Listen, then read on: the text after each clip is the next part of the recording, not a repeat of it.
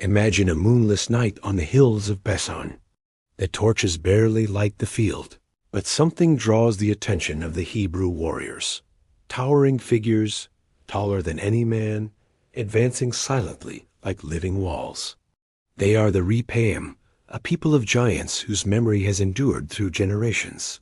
The biblical accounts describe colossal warriors, kings like Og of Bashan, whose iron bed measured more than 4 meters in length.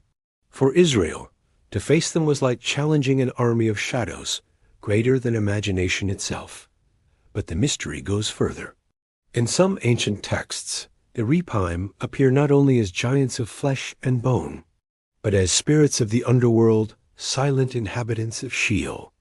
Shadows whispering from the depths, memories of fallen warriors who are now only echoes in the darkness. Who, then, were the Rephaim? A forgotten people of giants? Condemned spirits wandering beyond? Or perhaps both at once? Warriors who, even after death, continued to haunt the memory of the peoples of the Bible? Today, we dive into this enigma, a story of strength and fear, flesh and spirit, past and eternity. And to begin this investigation, we return to the first pages of the Old Testament. It is there, in books such as Genesis, Deuteronomy, and Joshua, that we find the earliest traces of this mysterious people. The texts do not present them as mythical figures, but as concrete enemies, inhabitants of the mountainous regions and fertile fields east of the Jordan. In the Hebrew Bible, the name Rephaim appears connected to different peoples of the land of Canaan. Some were remembered as the ancient inhabitants of the region, so powerful that they inspired fear in all their neighbors. Others, like the giants of Bashan, were recorded as direct adversaries in Israel's military campaigns. And it is here that one of the first central figures of the narrative emerges, Og, king of Bashan. His name became a symbol not only of overwhelming physical strength, but also of Israel, collective memory of the struggle against enemies, once thought invincible. After the cinematic opening that transports us to the hills of Bashan, it is in the very heart of Scripture that we find the first traces of the Rephaim. The Bible does not describe them as mere legends or metaphors, but as real inhabitants of the land, mentioned in decisive moments of Israel's history. The first intriguing detail lies in the very name Rephaim. In Hebrew, it carries a fascinating ambiguity. In some contexts, it means giants, men of superhuman stature and strength. In others, it is translated as shades or spirits, connected to the realm of the dead and the silence of Sheol. This duality already shows that, from the beginning, the Rephaim were seen not only as a people, but also as a mystery that transcends life and death. The books of Genesis, Deuteronomy, and Joshua give us their first concrete mentions. There, we discover that the Rephaim were not just isolated figures, but an entire people who inhabited parts of Canaan before the arrival of the Israelites. They were described as men of immense proportions, warriors so feared that neighboring peoples, Moabites, Ammonites, and even Amorites, spoke of them with awe and dread. One of the most striking records appears in Deuteronomy 3, where the narrative introduces the last great representative of this people, Og, king of Bashan. According to the text, he was the last of the Rephaim, a survivor of a lineage that had already been nearly wiped out. His iron bed, carefully recorded in Scripture, measured about 4.5 meters long and 2 meters wide, a seemingly simple detail, but one with enormous impact.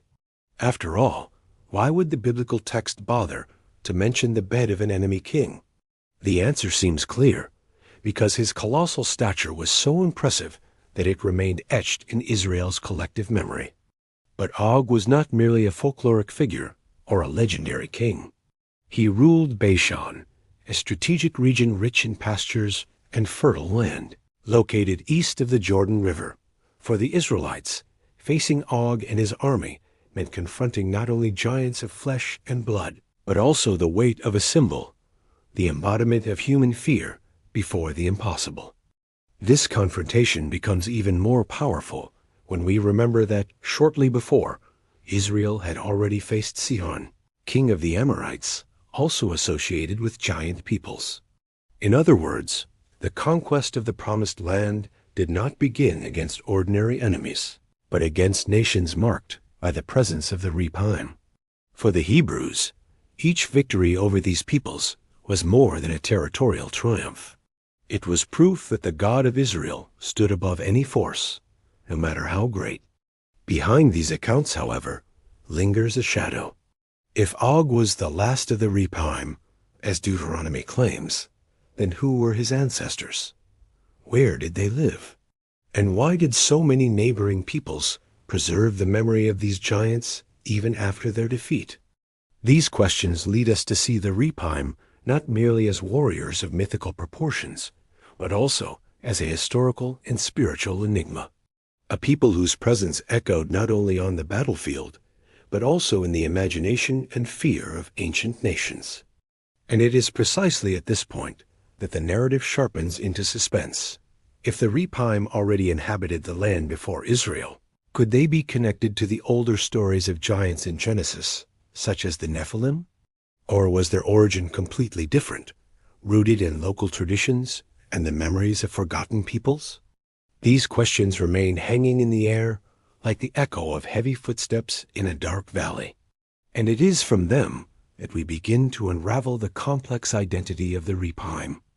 The biblical texts scatter the shadow of the Rephaim across different times and contexts. In the book of Deuteronomy, for instance, they are linked to King Og of Bashan, the last of the Rephaim. His iron bed, described as more than 13 feet long, is not just a curious detail. It is a symbol of what the Hebrews saw as insurmountable. A man so immense that his very existence seemed to defy human proportions. In Joshua, the Rephaim are remembered as peoples who inhabited fertile and strategic lands, especially in the valley of Rephaim, just south of Jerusalem, a place that would become a battlefield, where the memory of the giants was intertwined with the destiny of Israel. But it is not only in the Pentateuch or the historical books that they appear. In Isaiah, the Rephaim emerge in another form, not as warriors of flesh and bone, but as shadows of Sheol, spirits rising to greet the mighty who descend into death. This shift in imagery is intriguing. How could the same name designate towering warriors in some texts and ghostly apparitions in others? In the book of Job, once again, there are echoes of this ambiguity.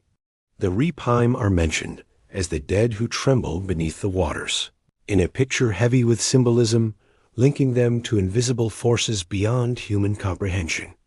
Thus, the Bible offers no single definition. On the contrary, it opens a window into mystery. The Rephaim oscillate between two worlds, the living and the dead, flesh and spirit, history and eternity. And here lies the question that puzzled, and still puzzles, scholars and believers alike. Were the biblical authors speaking of a real people who once lived and left traces upon the land? Or were they transmitting, through that name, the memory of something deeper, humanity's ancestral fear of the unknown, of giants that transcend the limits of the visible and the invisible? The answer remains unclear. But it is precisely this uncertainty that makes the Rephaim so fascinating. And each step through Scripture, instead of dissolving the enigma, seems to deepen it. As we delve into the legendary origins of the Rephaim, we step into a realm where history and myth intertwine. For the ancient Hebrews, this name did not merely evoke a distant people, but also an ancestral echo of primordial times. Some scholars believe that the root of the word Rephaim may be linked to the idea of healers, or the healed, perhaps suggesting an ancient people associated with powers beyond the ordinary. Others, however, interpret the word as meaning ghosts or spirits of the dead, reinforcing its connection to the shadowy world of Sheol. This ambiguity already shows how their identity was always wrapped in mystery. In Canaanite traditions, the Rephaim were remembered as heroic ancestors, deified warriors who, even after death, continued to exert influence over the living. Ugaritic texts unearthed in the ruins of Ras Shamra mention the Pum, ancestral figures who received offerings and were honored in rituals. Could these be the same Rephaim of the Bible? The similarity of the name and the spiritual context strongly suggests so. But the echoes are not limited to Canaan. In neighboring cultures, such as Mesopotamia, there were also stories of giants and of the spirits of the dead wandering among the living. These connections suggest that the Hebrews did not create the idea of the Rephaim in isolation, but rather inherited and reinterpreted memories shared across the ancient Near East. And here arises a haunting question. If the Rephaim were seen both as giants and as ancestral spirits, could this reflect an attempt to explain the presence of immense ruins, colossal stones, and traces of vanished peoples? Could these legends have been a way to make sense of the inexplicable monuments and tombs, so massive they could only have been built by beings beyond human strength? Over the centuries, biblical interpreters kept this aura of mystery alive.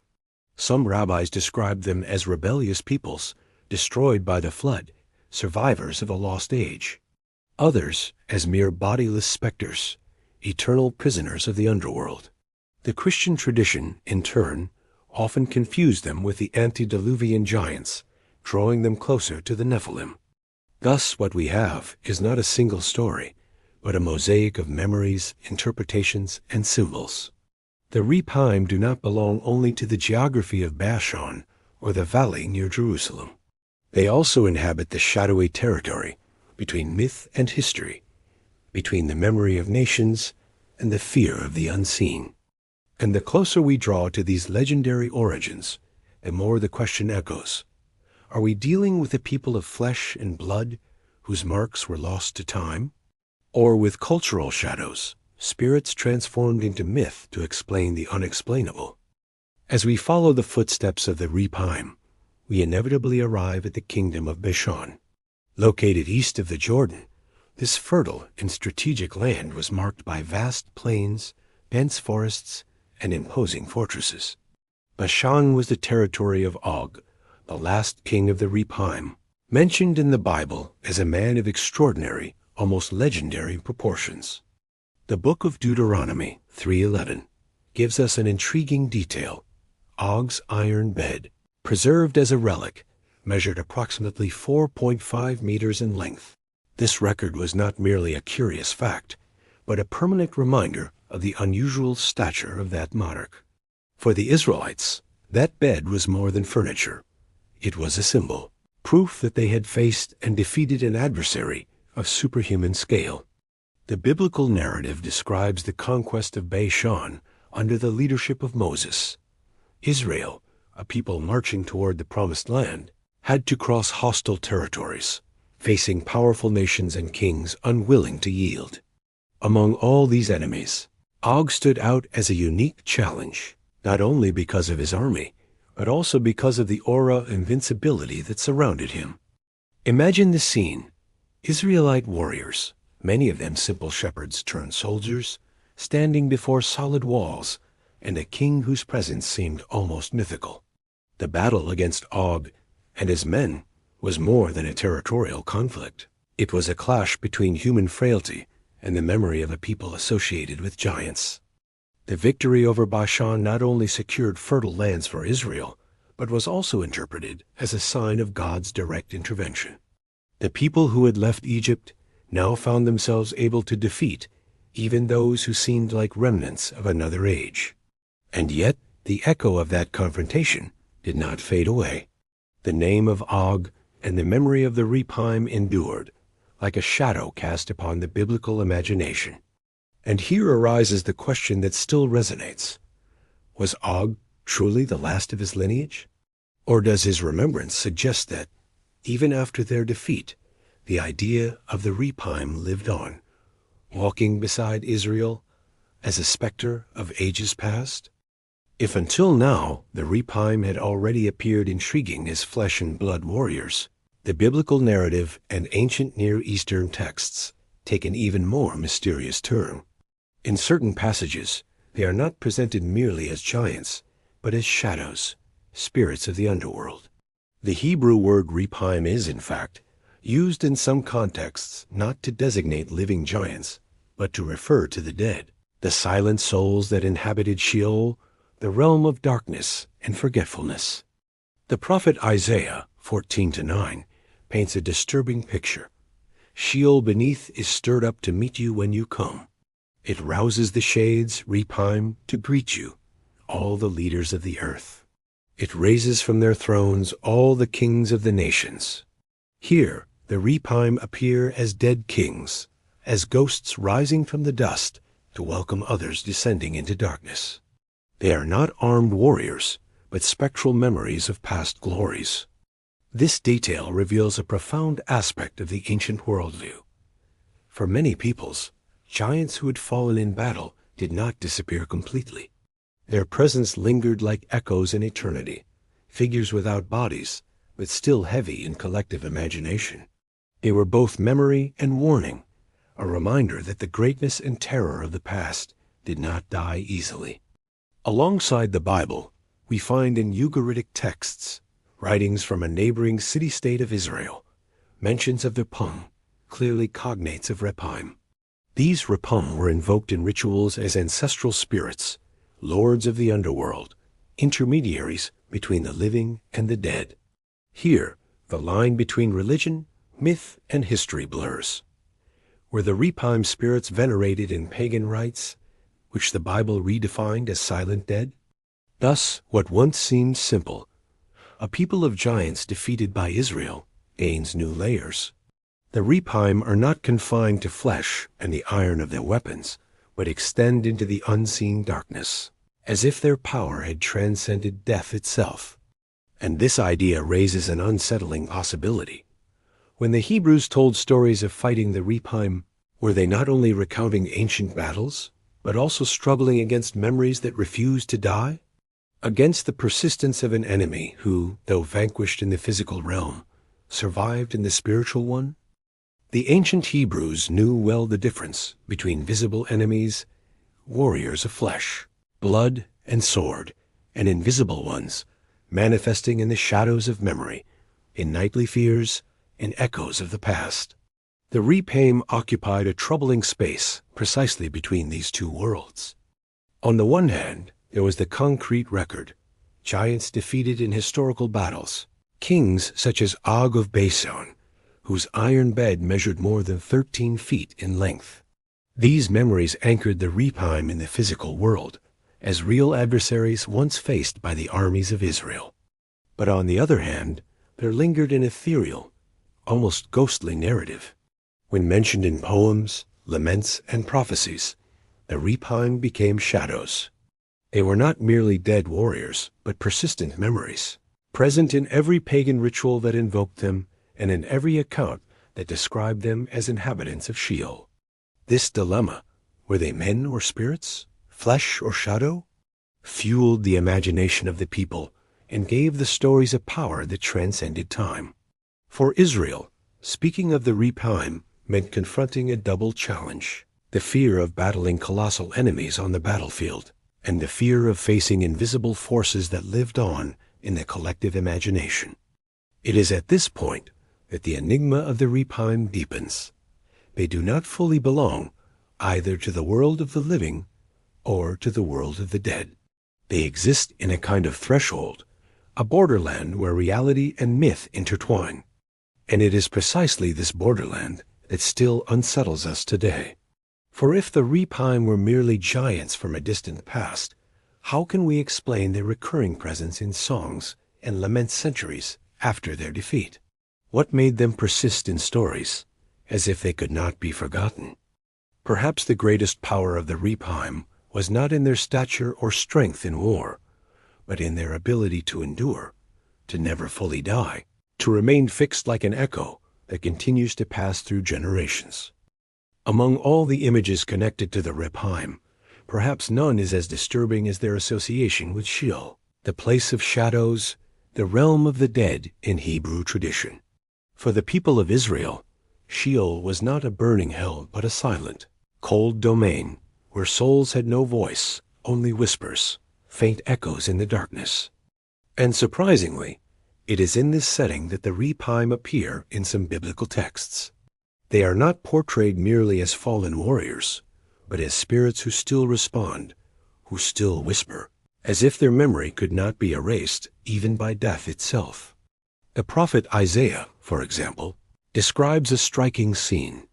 When an arrogant king descends into Sheol, the Rephaim rise to greet him, like shadows awakening to witness the downfall of yet another mighty one.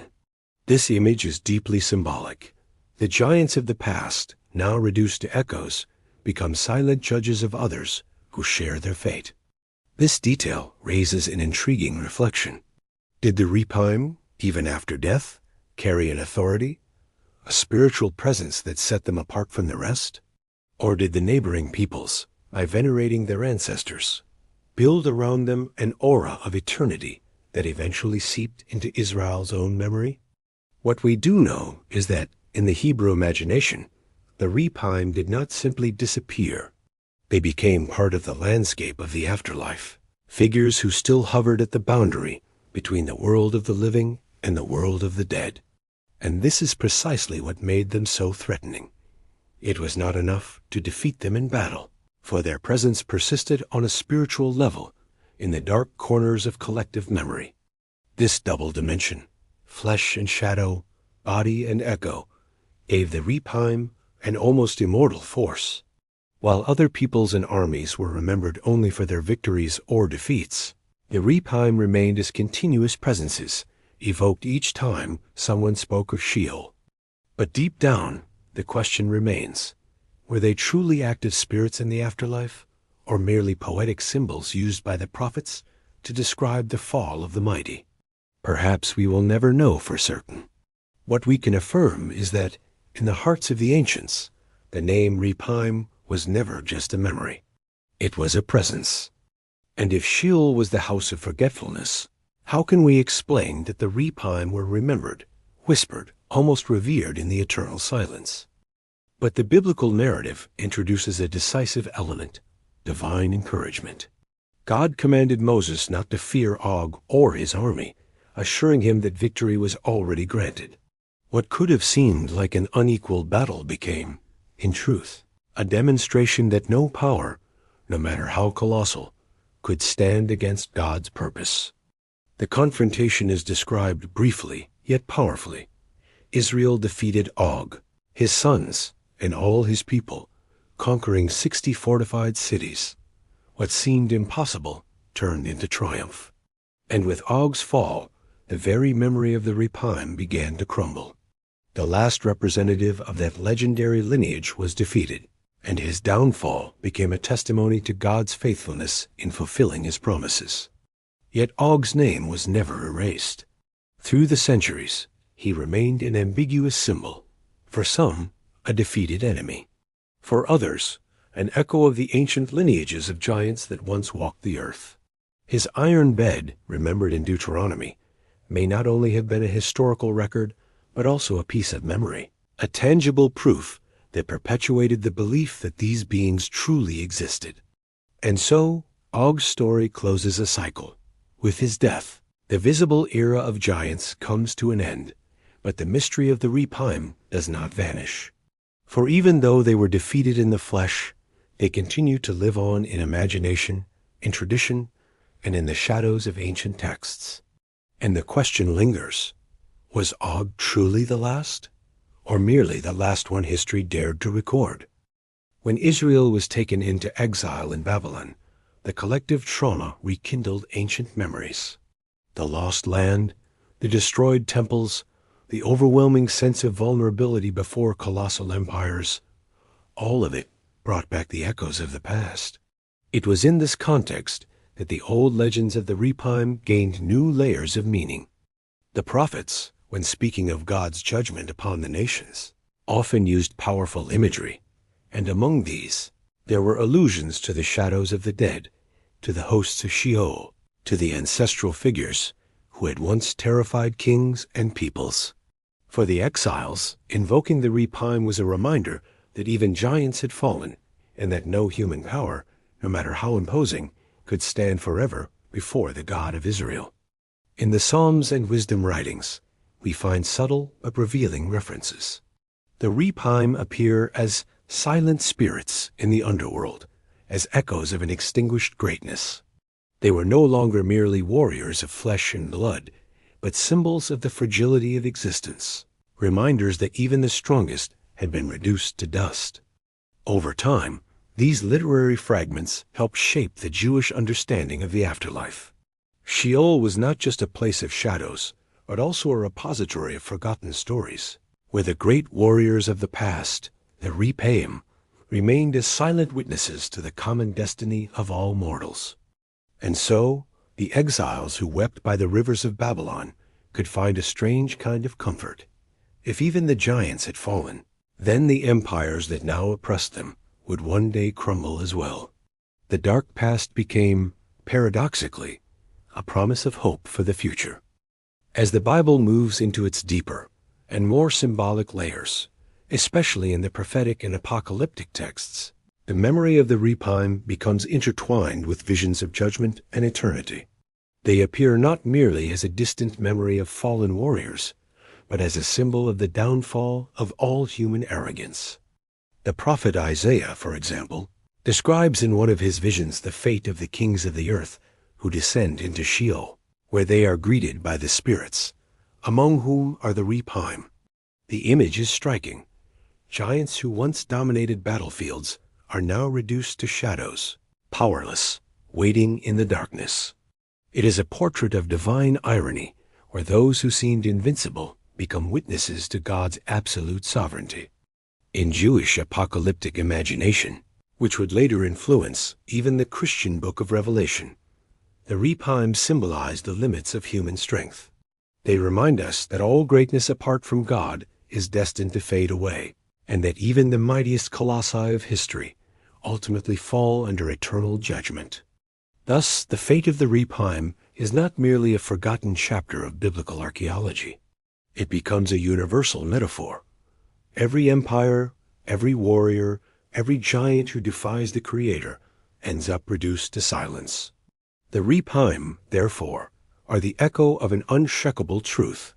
Human power is fleeting, but the justice of God endures forever. And now, the question is for you. Who do you think the Rephaim really were? Flesh and blood giants, spirits of the underworld, or an enigmatic blend of both?